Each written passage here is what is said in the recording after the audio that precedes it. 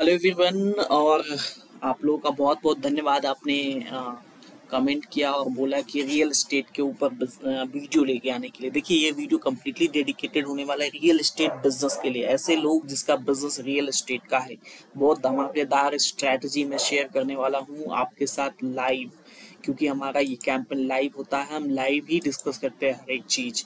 और क्योंकि हमारे स्ट्रैटेजी को फॉलो करने वाले लोग बहुत ज़्यादा प्रॉफिट में होते हैं, और ऑलरेडी हमारा जो एक्सपीरियंस है उसके मुताबिक हमारी जो बातचीत होती रहती है फेसबुक टीम से, तो वो सारी स्ट्रैटेजी मैं शेयर करता हूँ।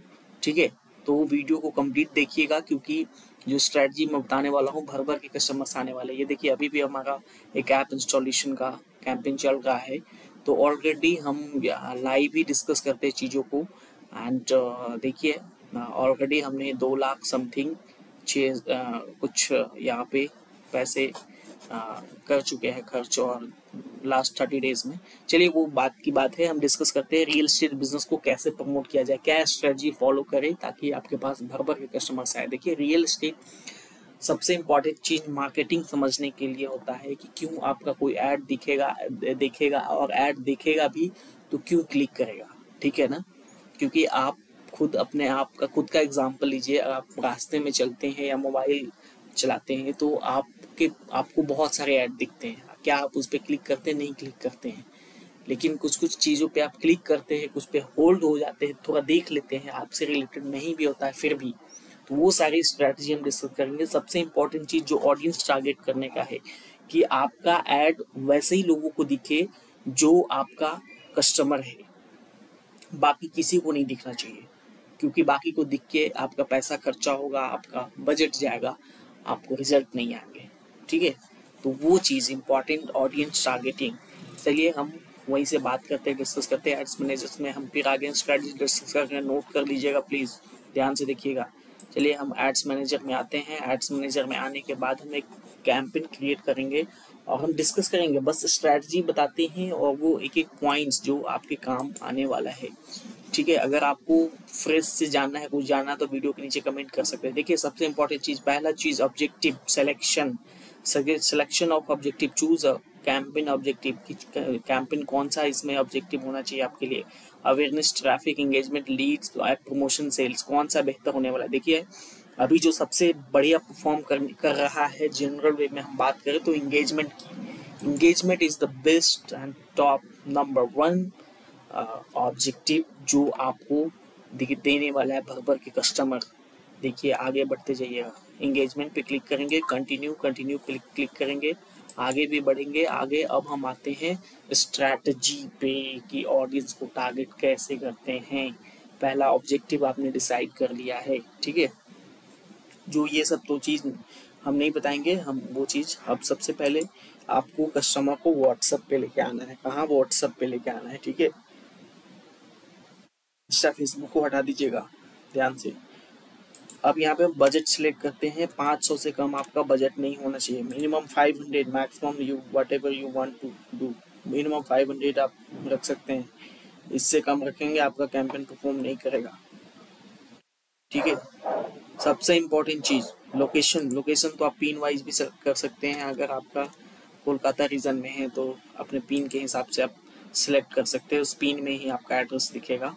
अगर आप पिन नहीं है, किसी सिटी में है, सपोज मुंबई में है, तो मुंबई से रिलेटेड आप मुंबई सिटी को टारगेट कर सकते हैं। ये तो आपको आता ही होगा, ये सब मुझे बताने की ज़रूरत नहीं है। ये आप यहाँ पे किलोमीटर के हिसाब से रेडियस चूज़ कर सकते हैं। ठीक है, इसको हम स्किप करते हैं। अब आते हैं हम एज कैटेगरी। देखिए, ये इस पे बहुत इंपॉर्टेंट चीज़ है, इस पर आप ध्यान देंगे। रियल एस्टेट का बिजनेस 18 साल का बंदा नहीं करेगा, 20 साल का बंदा नहीं करेगा। रियल एस्टेट में जब भी कोई जाएगा 25 प्लस वाले ही जाएंगे। 65 तक बहुत अच्छा है, ये 25 प्लस वाले ही जाएंगे रियल एस्टेट में। आप इसको मेन वुमेन दोनों रख सकते हैं, हालांकि ज़्यादातर मेन होते हैं, लेकिन वुमेन भी रख सकते हैं। वुमेन को हम हटा ही देते हैं, मेन ओनली मेन। ठीक है, क्योंकि रियल एस्टेट है भाई, ध्यान से। महिलाएं को हम तक पहुंचाना ही नहीं है, उन तक फालतू में आपका बजट खर्चा कर देगी। ठीक है, तो हम अपने रियल ऑडियंस को टारगेट कर रहे हैं, रिजल्ट आएगा धमाकेदार।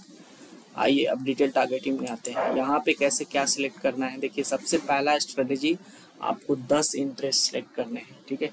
रियल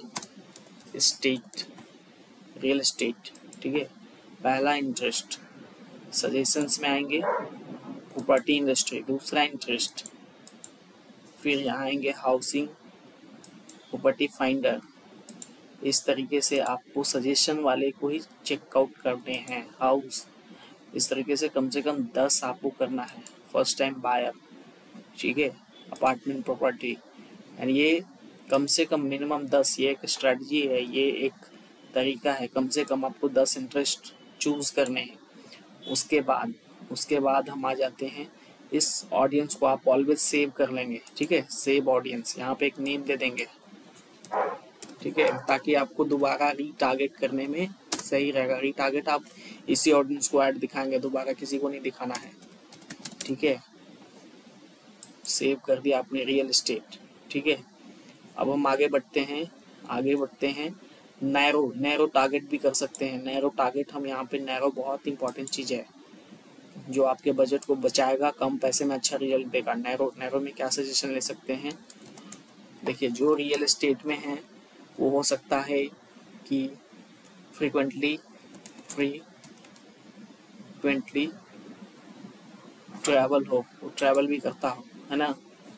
तो रियल एस्टेट से रिलेटेड कोई दूसरा इंटरेस्ट आप चूज कर सकते हैं यहाँ पे, ठीक है, ताकि कोई ये जो ऐड जो दिखेगा ना, वैसे बंदों को दिखेगा जो इसमें इंटरेस्ट रखता हो, साथ ही साथ इसमें भी इंटरेस्ट रखता हो, ठीक है। इसको बोलते हैं नैरो टारगेटिंग।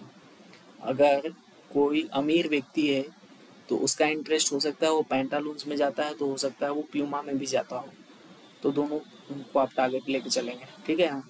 तो इस तरीके से आप इसको करेंगे और आगे हम बढ़ते हैं। ये हमारा मेन काम हो गया ख़त्म। और तीसरा जो मेन काम है वो हमारा है आपका क्रिएटिव बनाना। ये आपका जो कैंपेन होना चाहिए, आपका जो बैनर होना चाहिए, उसमें एक हुक होना चाहिए।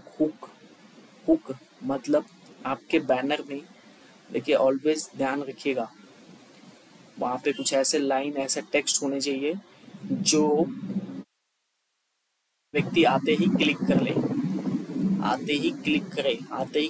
देखते ही क्लिक करे, रुक जाए, कोशिश करे वीडियो में ऐड डाले, कोशिश करे खुद का सेल्फ वीडियो रिकॉर्ड करके उसको ऐड में कर दे, कोशिश करिए खुद के वीडियो को रिकॉर्ड करके अपने ऐड कैंपेन में क्रिएटिव बना ले, ठीक है, वो ज़्यादा फायदेमंद है।